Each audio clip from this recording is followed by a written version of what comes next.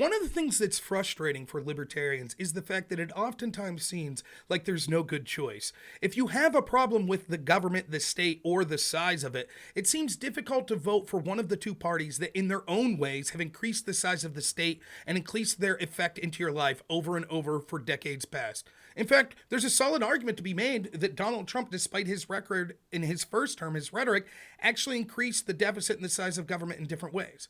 But don't forget, Donald Trump also cut regulations massively. And this time he is committed to surrounding himself with people that will cut the size of the government, including Elon Musk. And in a dream to libertarians, Elon Musk has talked to, and we've had verbal confirmation that Ron Paul himself, who understood the problem with things like the Fed and the massive size of the government, has agreed that he would be interested in coming on into a Trump administration. Now, that may not be everything that all libertarians want.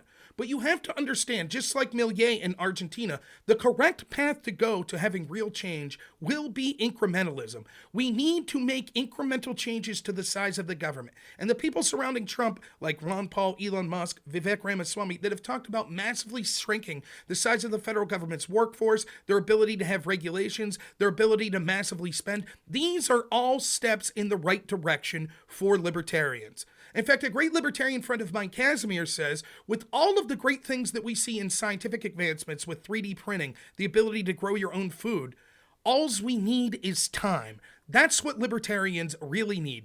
Time to be able to have policies eventually, incrementalism, that will allow them to, one, be more self-sufficient, and second, gradually decrease the size of the government over time.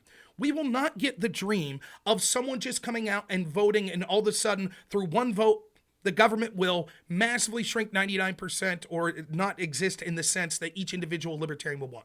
The best you can hope for is this election making the choice that makes the most sense to getting you towards the elections that you want.